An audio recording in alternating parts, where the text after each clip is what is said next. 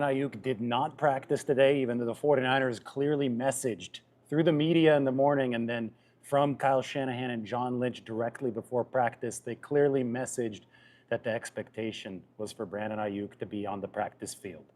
I think we saw an inflection point with the 53-man roster cut down. Brandon Aiyuk is no longer just taking up a 90-man roster spot without practicing. He's now taking up a 53-man roster spot without practicing. And those are much, much more valuable. So the 49ers seem to be at least setting the table to put their foot down. They can start fining Brandon Aiyuk now. The CBA allows them to do that. They're going to fine him about $6,000 for missing practice today. That ability to fine him will go up to about $10,000 for missing practice tomorrow if he again does not practice. And then up to $14,000 are the potential fines that can be levied by the 49ers against Brandon Aiyuk moving forward to miss practice 3 and beyond.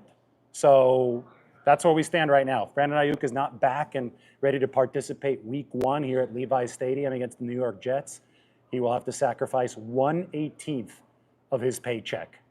He is officially under contract with the 49ers right now. I think it's important to remind people of that, $14.1 million. So the 49ers, what we're seeing right now is the 49ers leaning into their leverage. The leverage that I keep on talking about, well, this is the 49ers exerting it. Shanahan today talked first, and then John Lynch talked after him following the 49ers 53-man roster cut. And I could go through some of the quotes that we got from both of those top 49ers decision makers. Kyle Shanahan first, when I asked him and I pressed him on, has anything changed between today and the past few weeks when Brandon Aiyuk wasn't practicing? Because I showed up at the facility and there was all these rumblings that the 49ers were expecting Brandon Aiyuk to practice. And Kyle Shanahan's answer I thought was revelatory. He said, I know he's been cleared by our doctors, so I hope he's out there practicing today. Again, that was before practice, but Shanahan said, I know he's been cleared by our doctors. Now, context here is really important. Remember that about 2 weeks ago, Kyle Shanahan said that Brandon Aiyuk has a sore back. And he was really dodgy about it, Shanahan was, but he implied that when players hold out, they commonly say that something is wrong health-wise, and that's why they are not practicing. Shanahan did not say this directly, but I thought the implication was you avoid fines when you're holding in by saying that you're hurt. Well, Kyle Shanahan and then John Lynch both made it clear today that Brandon Aiyuk has been cleared by 49ers doctors, so the expectation is that he's out at practice. And obviously, about an hour after Kyle Shanahan spoke, Brandon Aiyuk was not out at practice. John Lynch also spoke before practice, a little bit after Kyle Shanahan, and he said, I know he's here today, and that's the expectation. That was the quote from John Lynch. There was another quote that might have been even stronger from John Lynch, quote, at some point, you've got to play, end quote. That's what John Lynch said. So I think the messaging here from the 49ers is very, very clear. They're putting their foot down in this situation. You bring it over here. Thanks, man. I'm just doing a quick live. Thank you. Appreciate it. Tonight we have the Players for a Purpose dinner out on the field at Levi's Stadium, so I was able to get my credential for it. Fun stuff. I'll put it down right here, and we will continue. Maybe I'll see Brandon Aiyuk out at the dinner, so stay tuned tonight, because I think that every player on the 49ers roster might be contractually obligated to be at the Players for a Purpose dinner. I'm not exactly sure about that, but in the past I have seen every player on the roster at the dinner, which takes place on the field outside at Levi's Stadium. So Aiyuk is also contractually obligated to be out at practice if he's healthy.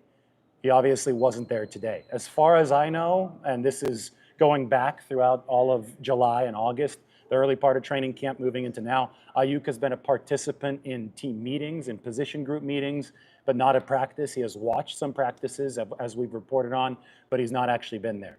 Trent Williams, meanwhile, we also have an update on him, and I'll read you the exact quote from the 49ers. His holdout continues. Trent Williams, though, because he's holding out, is not currently at the team facility. John Lynch said on Trent Williams, quote, we value Trent, we love Trent, and we want Trent here, and I'm hopeful that can happen soon. Kyle Shanahan also said that he's optimistic that something with Trent Williams can get done. The difference between Williams and Aiyuk, though, is because Williams is officially holding out, he does not count against the 49ers' 53-man roster. Aiyuk, meanwhile, because he's holding in, does count against the 53-man roster. When there's 90 spots, there's a lot of spots to work with. But when there's 53 spots, well, it's harder to carry a guy like Jarrett Kingston, who the 49ers had to waive, the rookie offensive lineman who was claimed on waivers. He's no longer with the 49ers. He was claimed by the worst team in the NFL, right? I think he got that very first pick. Who was it that claimed him? Who got Kingston? I forgot. But he's not with the 49ers anymore. That's my point. Whenever you have to take a roster spot for a player that's not practicing, as is the case for Brandon Aiyuk, the Carolina Panthers has got Kingston. But whenever you have to take up a practice spot for a player who isn't practicing, it becomes harder to carry players that you want to keep in your building at the cut down. And I think the 49ers saw that at the cut down. And I think that we clearly see right now that they are putting a big emphasis on those 53-man roster spots. With that deadline passed, they have to put their foot down for multiple reasons, not just because the 53-man spot that Aiyuk is currently taking up is valuable, but also because the season opener is less than 2 weeks away. So I saw that cut down yesterday as a true inflection point. Article is up right now on The Athletic about Brandon Aiyuk and the hold-in. A lot of the key quotes are there. I know he's been cleared by our doctors, Shanahan said, so I hope he's out there practicing today. And then he wasn't. Both Shanahan and Lynch were asked if what the 49ers would do if Aiyuk wasn't out at practice. Shanahan said, I'll deal with that when that happens. If that happens, well, it did happen. And then John Lynch, about potential discipline, also said, quote, then we'll deal with that. Again, the 49ers have potential fines at their recourse. They can fine Aiyuk about $6,000 for one missed practice, about $10,000 for the second missed practice, and then it goes up to about $14,000 according to the CBA for missed practice number 3 and further along. There's also potential to suspend and fine a player for conduct detrimental to the team. That to me would be a more drastic measure from the 49ers. If they're going to sink their teeth in here into disciplinary action to stand on their leverage, I would expect it to start with the standard practice fines, and then they could probably talk about an escalation after that. But it's currently August 28th. The season starts here at Levi Stadium on September 9th. Brandon Aiyuk is under contract. I think that, despite the complexity of the reporting and, the hold in, hold out, and the past month and a half, and really the past 4 or 5 months, despite all the complexity, I think it's fairly simple. Aiyuk is under contract, and he's looking for a pay raise early. He's not a free agent right now, right? So the pay raise can come early. It did come early for somebody like Nick Bosa, has come early for other players in the past. But whenever a pay raise has to be negotiated when a player is still under contract, just by virtue of the setup for the negotiation, there has to be some give from the player himself. And that's just what leverage dictates in every single situation. I think that the 49ers obviously have a tight salary cap situation. They paid Nick Bosa last year. They have to pay Trent Williams this season if they want big number 71 out there. They're probably going to have to pay Brock Purdy next year. They've got more star players under big contracts than any other team in football. So the 49ers are trying to thread a needle with this Brandon Aiyuk contract, but they've repeated several times now, and I think Kyle Shanahan repeated more of the same today, that they're willing to let Brandon Aiyuk play on the 5th-year option. If they can find a deal with Brandon Aiyuk a year ahead of when he's scheduled to be a free agent that satisfies both parties, then the 49ers are happy to sign it. And obviously, satisfying the 49ers means it has to fit within their salary cap structure. It's like a game of Tetris, so they can fit future expenditures in line without having to blow up the team. But if the 49ers cannot find that deal, then they're okay walking away from the negotiating table and telling Brandon Aiyuk, you're under contract, play for $14.1 million. That's why the 49ers have leverage in this situation. Now, Aiyuk can obviously test that leverage. I think that he has been testing that leverage, and now that the 49ers have put their foot down with saying that they expect him on the practice field, he's testing it even further by not practicing today. So we'll see how this standoff goes moving forward. But At the end of the day, to resolve this, both parties have to sign on the dotted line. And I think that a lot of the frustration from the 49ers side of things comes from the fact that they feel that they've facilitated as much as is prudent on their end to satisfy Brandon Aiyuk's demands. So there's the fact that Brandon Aiyuk requested to be traded because he felt that the 49ers weren't meeting his contract ask. So the 49ers set up a pair of trades, one with the New England Patriots and one with the Cleveland Browns. Reportedly, the one with the Cleveland Browns was a true mega deal. It would have sent Amari Cooper, a second-round pick, and a fifth-round pick back to the 49ers. The trade with the New England Patriots came with a contract offer of $32 million per year for Brandon Aiyuk. But apparently he rejected both of those trades. I think that frustrated the 49ers because they know that this process is one in which he's still under contract. He's not a free agent, and they could try to meet him halfway to give him a pay raise early. But when you're trying to meet somebody halfway to get a pay raise early, they can't start acting like a free agent. And I think that when Aiyuk said no to the trade that the 49ers set up, a lot of the 49ers just, their decision makers threw their hands up in there and they said, well, we try to facilitate a trade. Good teams have less money to spend than bad teams. So here was a trade to the New England Patriots, but you said no to that. And I think that the main message from the 49ers, and I could read between the lines here, is to Brandon Aiyuk, you can't have your cake and eat it too. You can't say, okay, I want the top level money or close to top level money, but also with a good team with salary cap constraints. The 49ers said, here's top level money. The New England Patriots are offering it at $32 million. But when Aiyuk said no, then it's like, well, now you're trying to choose where you go.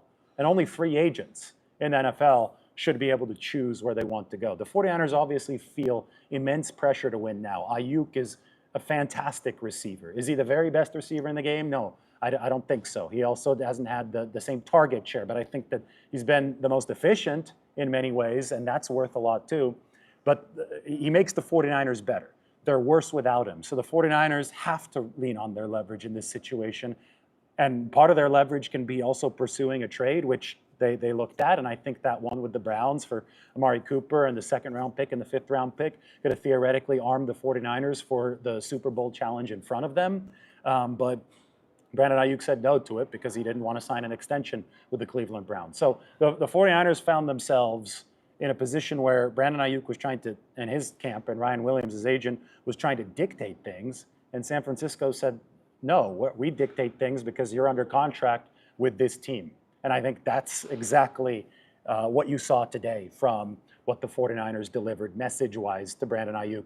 Early in the day, it came through the national media. I think it was Mike Garafolo who said that Brandon Aiyuk was expected to be on the practice field today. And then Kyle Shanahan said the same thing. He might not have used as strong of language. He might have said he hoped that Brandon Aiyuk would be out there. And then John Lynch straight up said that he expected Brandon Aiyuk to be out there. And then he said at some point, you got to play. So the messaging was all consistent from the 49ers. And then we went back onto the practice field. This might have been the most dramatic walkout to the practice field that I've had as a media member covering the 49ers. And this is my 8th season covering it. And I've seen some dramatic walkouts, like to see if Jimmy Garoppolo was out there or if he was hurt, or to see, back in the 2017, it was Reuben Foster who seemed to always be on and off the injury report. But today we were walking out there wondering if we were going to see Brandon Aiyuk at practice. And my guess was no. I got the sense that the 49ers were, posturing to set up their half of the standoff. And I was right on that. We walked out there and obviously Brandon Aiyuk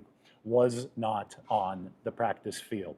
We got some more 49ers moves, and maybe I have a chance to answer some questions. As you can tell, I'm at the team facility. I'm doing this from my phone today before I head out to the Players for a Purpose dinner. But the 49ers veteran roster moves on the 53-man roster did happen. Unfortunately, I can't share the spreadsheet with you because this is a phone live, but the 49ers have indeed re-signed Ben Barch. He's on the 53-man roster, offensive lineman. We talked about that this morning. That was expected. They have officially re-signed Eric Saubert. That also was expected this morning because that was part of the roster gymnastics that the 49ers did yesterday. And they have also re-signed Rock Ya-Sin, the cornerback. That was also something that we predicted yesterday. 1-year deals for all three. They obviously had to create 3 spots for that to happen. The 2 obvious moves to create those 3 spots were IR, injured reserve for John Feliciano, and injured reserve for Ambry Thomas, the offensive lineman and the cornerback, respectively. Now, Feliciano and Thomas were both on the initial 53-man roster, so the fact that they moved to injured reserve after the cut down means that they can return after a minimum of 4 games on injured reserve. So that's why the 49ers did that whole roster trick, roster machination, whatever you want to call it. Makes a lot of sense because Feliciano is one of the few bodies that has experience playing center for the 49ers, and Ambry Thomas is obviously a cornerback who could give the 49ers some depth in case that position gets thinned out over the course of the season. They also had to create one more space because I mentioned Barch, Saubert, and Rock Yassin were all re-signed, and Feliciano and Ambry Thomas only open up 2 more spots. So they also had to create space by waiving Sam Okionanu, Sam O, as I call him, the defensive end who initially made the 53-man roster. A lot of people are wondering, why did Sam O make the initial roster, but then why did the 49ers waive him? Well, there's a chance they bring him back to the practice squad tomorrow. That's my guess. I think that they realized, okay, they want 3 veterans on this team in Barch, Saubert, and Yassin. Those 3 veterans are better players than Sam O, but they still have 1 practice squad spot. The problem is that Sam O has to clear waivers before they could re-sign him to the practice squad. So I think they want to keep Sam O in the building. They can elevate him in case they need more defensive end depth. Obviously, right now, Leonard Floyd and Yetur Gross-Matos are both coming back from knee injuries, but that's what that roster looks like. So unfortunately, I can't share it with you guys right now, but you could all go check out the roster. I've shared it many times in the past. It's under the Google sheet that I have. Maybe I could even share it on my Twitter if you want to go there, but I'll do that in a little bit. It is now a complete initial 49ers 53-man roster. Now, this is going to be a living, breathing document over the course of the entire season, so we can't say that the document is finished now. You're obviously going to see tweaks to it happening essentially every week, probably multiple times a week, because guys get hurt in the NFL, transactions happen in the NFL. But the 49ers do have their initial roster ready, and they obviously want Trent Williams to be part of it. He's not on that initial 53-man roster, as he remains on the did not report list. So that was today. I talked to Kyle Shanahan and John Lynch about the roster cut down today as well. That's something that I'm going to be able to get into with more detail over the course of time when I'm not sitting here at the stadium about to head out to the players' dinner. But I think the most popular question amongst fans has been, why did they waive Jared Kingston? And I explained it this morning. You've got roster constrictions at different spots. They're happy that they got somebody like Drake Nugent back. He cleared waivers, but Kingston didn't clear waivers. He went to the Carolina Panthers, kind of like they lost Il Manning last year. I think that it's, John Lynch, he wouldn't get into details, and I pressed him a little bit on it, but he essentially said that it was a numbers issue. And when you look at the roster, you could see where that numbers issue lies. Center is an extremely important position, right? But the 49ers have very few able-bodied players right now for that center spot. Jake Brendel's the starter, but he's dealing with knee tendonitis. I mean, he's available to play right now, but again, that's a little bit of a tenuous situation. So it's Nick Zakelj as his backup, and outside of that, you really don't have anybody with real solid center experience. I guess Ben Barch, well, they made sure to keep Ben Barch in the building, but it's really just Brendel and Zakelj. The other man who is on the roster right now, or at least on the team, we'll say on the team because he's not on the roster, he's on IR, is John Feliciano. He started an entire season for the New York Giants at center, but he just had knee surgery. So they're going to have to wait for John Feliciano to come back to have him as an option. So the point is that the 49ers already paid the dear price when they ran out of centers in the 2020 season. It completely detonated their season. Hope you guys remember that game against the Seattle Seahawks up there when Hronis Grasu had to play center. They absolutely cannot let that happen again. That's one thing that will destroy the season quicker than anything else. So, one person who might have been able to seed way for somebody like Jared Kingston on the roster was Nick Zakelj, but Nick Zakelj can play center. Ben Barch can play center, and that's just more important for the 49ers right now than the long-term outlook of one of the guard positions. They would have loved to have kept Jared Kingston. They unfortunately weren't able to. Now, if I personally were running the 49ers, then I would have tried to find a spot in another position group to skimp at so that I would be able to carry Jared Kingston as a 9th or 10th offensive lineman. To me, it's important to invest in the offensive line at a more extreme level. Obviously, the 49ers disagree.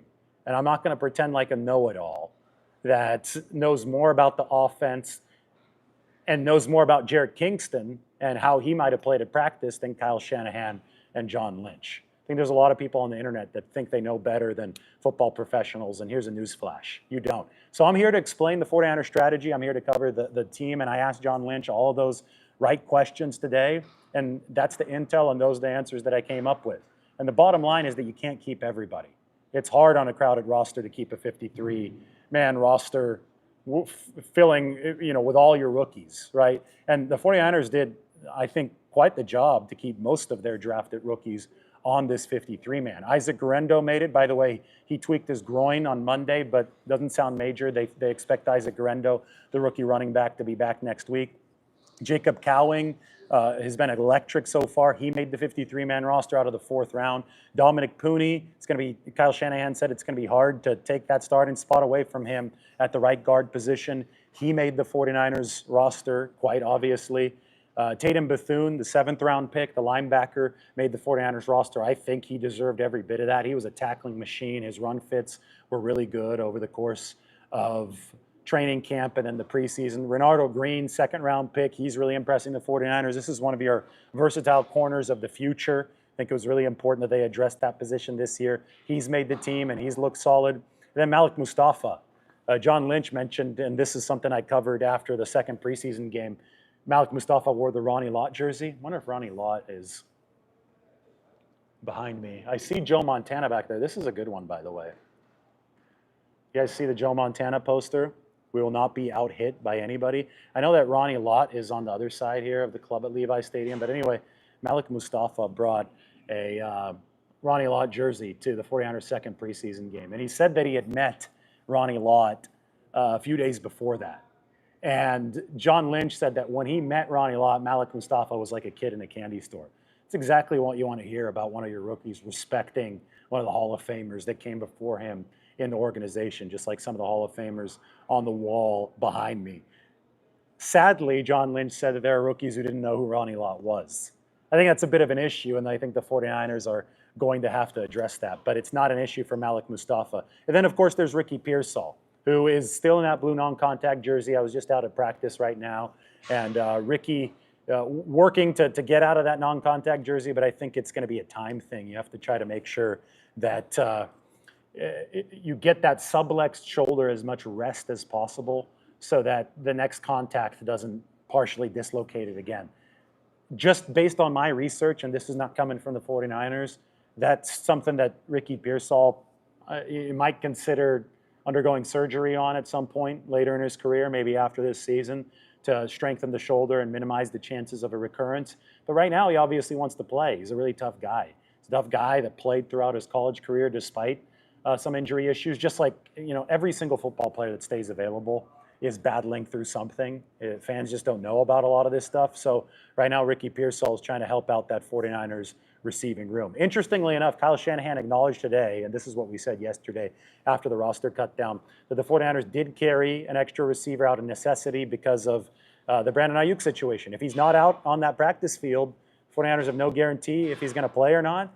That's a problem. You're thin at one position. And if you're thin at one position, you're going to have to add onto the back end of that group for the 53-man roster.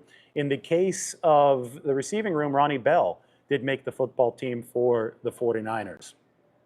So we've filled out the entire practice squad for San Francisco. Now I have to fill out the rest of this 53-man roster. Ben Barch did end up making the team. I'm moving John Feliciano to injured reserve for the 49ers now. I know that you guys can't see the work that I'm doing in front of me, but it is important work because there are 10 of you looking at the roster right now, and I want to make sure it's all up to date for everybody. And then anything I notice on this roster, I can go ahead and make sure that I relay it to you as I'm talking here from Levi Stadium before the Players for Purpose dinner. Mike, I'm going to ask Mike, who's moderating right now. Mike, if you have the ability to take some of the best questions and text them to me, I'm going to be able to see them much easier. I can't really see the questions up on the screen as they pass by so quickly because I'm currently on mobile. And as I'm on mobile looking at my laptop, I'm moving Ambry Thomas to IR. That's where he is, no longer taking up a roster spot. As expected, the veteran, Rock Yassin, is going to take Ambry Thomas's old spot. I also asked John Lynch about Logan Thomas. It doesn't sound like they're going to keep him in the building just yet. He was dealing with a hamstring injury earlier in training camp, and I think that the 49ers are going to take a little bit of time away from Logan Thomas, who they brought back, obviously, after they cut him during training camp. But he's going to be somebody that they could plug straight into that tight end position, either in the practice squad or on the active roster, once they start seeing some inevitable attrition to the roster. So if Mike is watching, hopefully he can start sending me some questions. I'm finishing up the roster right now. We've got Ben Barch added. We've got Ambry Thomas added. And we need to remove Sam O. And I think they're going to be adding Sam O to the practice squad tomorrow. That's going to be my guess. Because right now, officially, the 49ers have 53 on the active roster and 15 practice squad spots taken. So why not put John Feliciano on the IR with the designation to return before the cut down like Kalia Davis? Lynch said he had to be on the 53 for a day. What is the difference in situation between the two? Okay, so the 49ers only have 8 standard return to play designations for injured reserve. If you put a player on the designated to return list before the cut down or as part of the cut down, as they had 2 of those spots, both of those spots automatically count toward your list of 8. If you do not put a player onto that list, but instead you carry him on the roster, but then you move into the IR after, you don't necessarily use up one of those 8 spots. 2 years ago, the 49ers ran out of spots and it actually burned them because they could not activate one of their defensive tackles that season that they wanted to activate in the postseason. And because of that, they might have been hurt against the Philadelphia Eagles. So they don't want to burn one of those 8 spots unless they're absolutely sure they're going to use it. They're absolutely sure they're going to use a spot for Kalia Davis. So they used one of the 8 spots on him. But they're not sure about Ambry Thomas and they're not sure about John Feliciano. They're only going to use those 2 guys and use a spot to activate them if they do actually need them down the line. So that's why the 49ers did that movement, procedural movement with the injured reserve list and the designation to return. They kept Bell and let Kingston go. Why? Somebody says he wants names. Well, I just explained that. They need an extra receiver in that receiver room because of the fact that Brandon Aiyuk is currently holding out or holding in, but he's taken up a roster spot. And they also need somebody in case Ricky Pearsall is not going to be 100% for the start. So they're shorthanded at that receiver room. So they had to bolster the receiver room. That's why they took Ronnie Bell. There's other rooms where the 49ers needed to have a player at the back end of it to make sure it was bolstered. Demetrius Flanagan-Foles at the linebacker room. I talked about the interior offensive line. That's Jared Kingston's actual spot. Well, they need somebody to fortify the center position since only Nick Zakelj has some experience, and even he has no in-game experience playing center. So they've got Nick Zakelj behind Jake Brendel. They've got Ben Barch, and they have Spencer Burford. They decided to take the more experienced players over the young rookie project in Jarrett Kingston. Do I really think that Brandon Aiyuk will sit out the year if not paid what he wants? No, I don't think so, and I don't think the 49ers think that either. I think that'd be extremely short-sighted for Brandon Aiyuk to do. So I think the 49ers are calling his bluff with some hardball right now, and that's what we can go back to as we start talking about wrapping up this show. In the case of Brandon Aiyuk, the 49ers were tolerant of the hold-in. It might have annoyed them. I think Kyle Shanahan would have really preferred a holdout to hold in. It might have annoyed them, but they were tolerant of the hold in as long as they had 90 roster spots. Because at that point, Brandon Aiyuk was only taking up 1 out of 90 spots. The 49ers could work around that. But as soon as the cut down happened, and Brandon Aiyuk was then taken up 1 out of 53 spots, and you could see how valuable these 53-man spots are, the 49ers said, nope, we can't do any more of this. And that's it. That was the 49ers saying he needs to become an efficient contributor to this roster if he's going to become part of this roster. So they sent out the messaging this morning through the media. You saw Mike Garofalo talking about it, but they also sent it out directly in the room next door, in the media room, with Kyle Shanahan and John Lynch talking about how Brandon Aiyuk needs to practice. I could read you the exact quotes. At some point, you've got to play, John Lynch said. Shanahan said, I know he's been cleared by our doctors, so I hope he's out there practicing today. There's no more saying my back hurts, I can't practice. The 49ers are putting their foot down.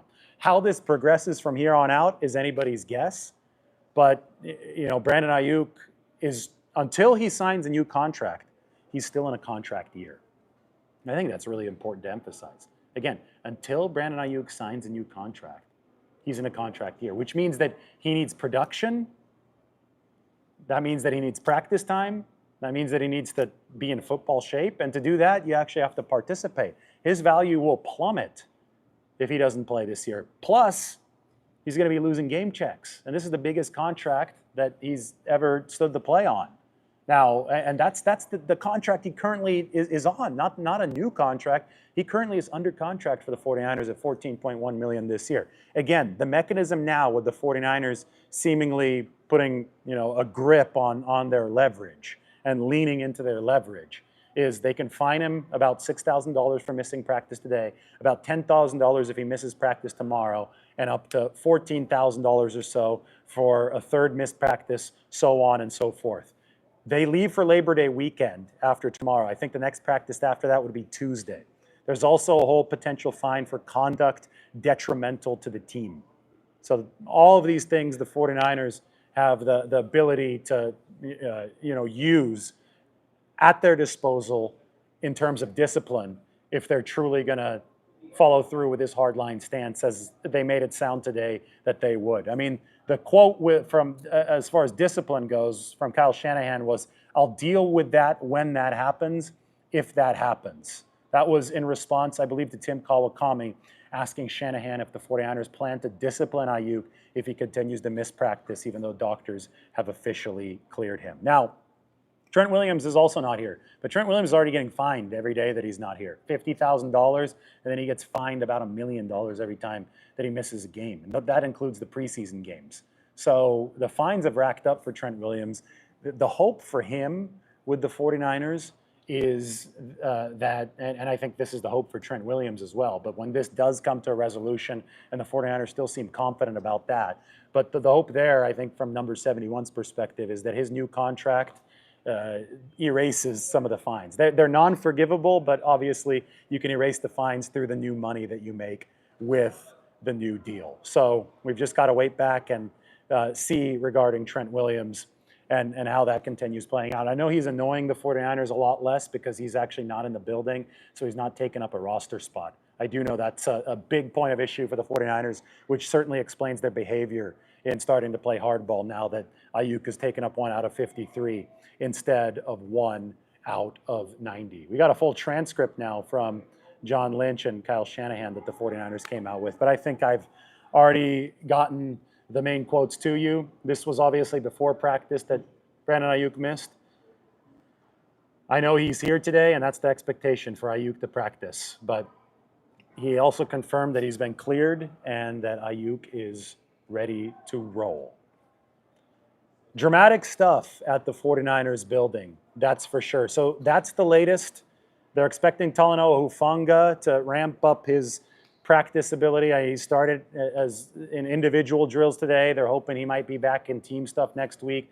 But I think that Tracy Walker III is going to be a viable fill-in for somebody like Talanoa Hufanga if they need so through the first couple of weeks. Season is approaching fast. 49ers playing hardball with Brandon Aiyuk, and they've got to negotiate with Trent Williams because I think anybody who understands the dynamics of what the 49ers need, on the field will probably say that Trent Williams is more leverage because he can walk away more credibly than Brandon Aiyuk. He's 36. He's a walking first ballot Hall of Famer. And also, I would say that left tackle is a more important position for San Francisco than one of the wide receiver spots on a team that's already loaded with skill position talent. I will say the fact the 49ers only have 2 tackles on the 53-man roster here to begin, Jalen Moore and Colton McKivitz, I think that's probably can be construed as a vote of confidence from them that they can get this Trent Williams thing done sooner rather than later. As far as Brandon Aiyuk, well, that remains the most unpredictable of them all. There was another quote from Kyle Shanahan today where he said that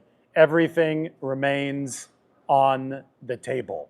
And I think that's the main summary that we need to emphasize. Everything does remain on the table as far as the 49ers options with Brandon Aiyuk. All right, reporting here from the facility. You guys want a little bit of a tour? Fine, I'll give you a little bit of a tour.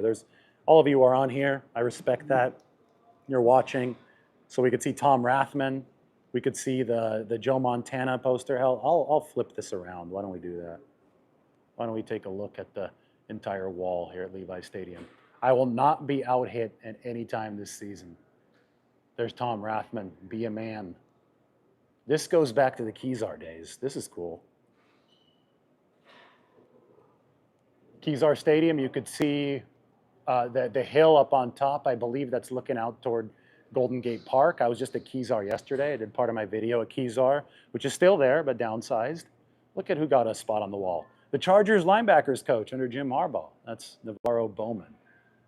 We can go back and look at a few more of these. Give you the tour through the facility. Bryant Young.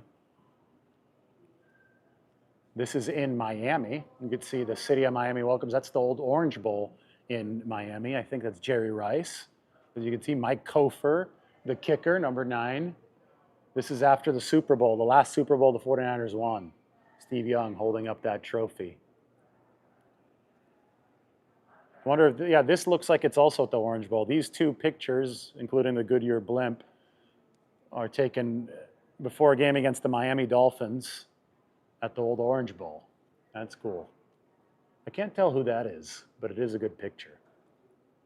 Oh, there he is, the Cowboy, Justin Smith, in that epic game at Candlestick against the Saints, divisional playoffs, 2011 season. How about the old Marlboro ad? A different time. The 49ers playing in Cleveland.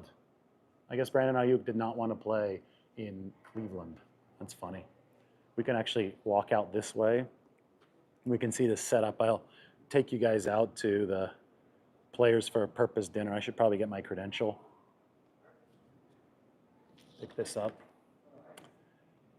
Walking through the lounge here at Levi Stadium. Put this around my head. There we go.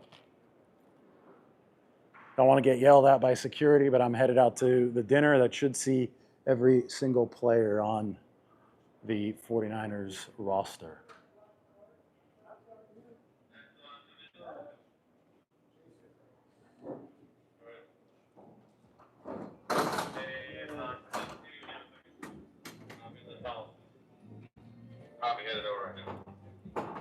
And there it is.